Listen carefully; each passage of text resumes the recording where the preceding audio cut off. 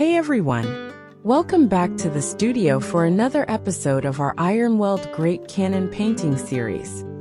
Today we'll be painting the breech in colors and tones that match the cannon barrel, our final step before moving on to the base. Time to pick up our brushes and bring this last gray piece of our model to life.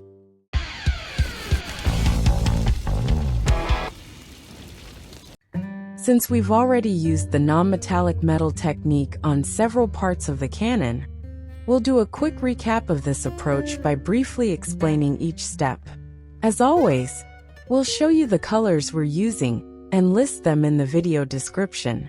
If you have any questions or feedback, feel free to leave us a comment. Your support is always greatly appreciated. We start by applying a black base coat over the entire metal area, ensuring smooth, even coverage. This will serve as the foundation for shading and highlighting. As you probably know by now, the non-metallic metal technique is a method used to create the illusion of metallic surfaces without using actual metallic paints. Instead, it relies on shading, contrast, and highlights to mimic the way light interacts with metal. Next, we apply the first layer of gray to start building a subtle gradient. Using German gray, we dry brush it on all surfaces to bring out the textures.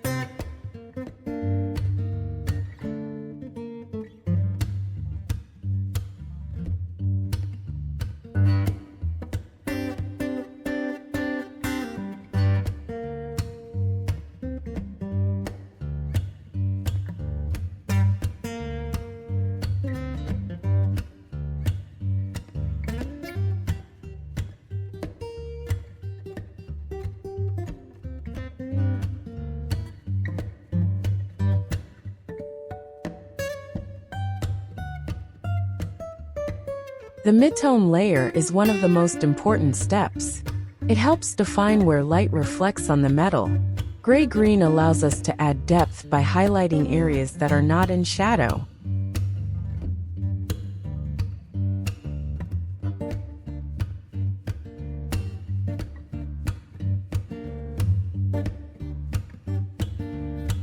To help us determine where to apply light reflections on our model, the best thing to do is to look at objects with similar shapes and reproduce what we see.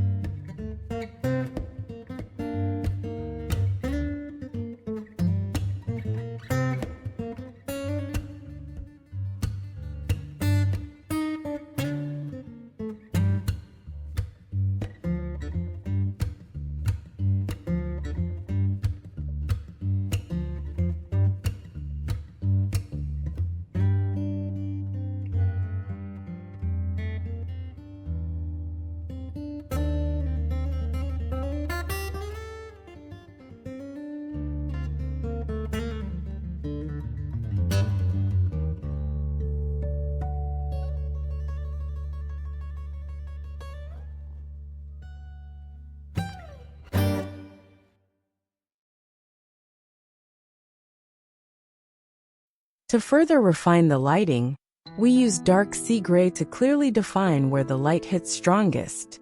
We apply it to raised edges, flat surfaces, and other areas that would reflect direct light, blending it smoothly into the midtones.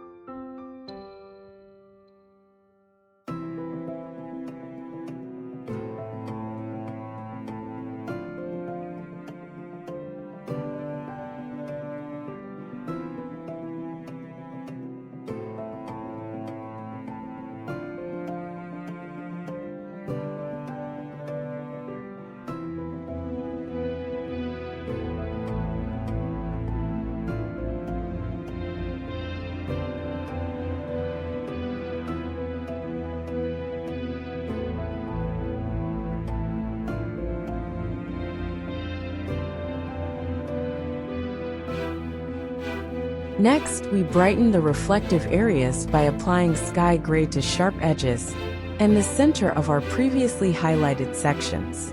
This step enhances the illusion of metal catching light. If needed, refine the transitions between colors to ensure a smooth gradient. Use thin layered glazes of midtones to soften any harsh lines, and adjust shadows or highlights to enhance contrast and realism.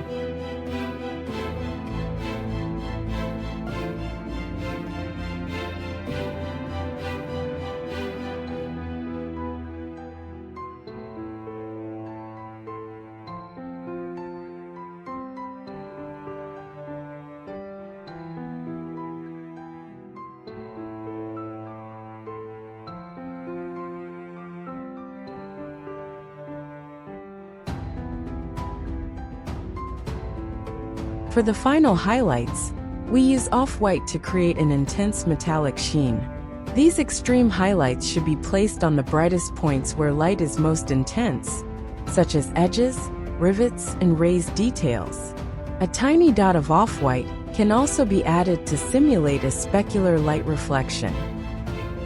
For an extra polished look, you can introduce subtle glazing with a different color to add an interesting tint and simulate environmental reflections.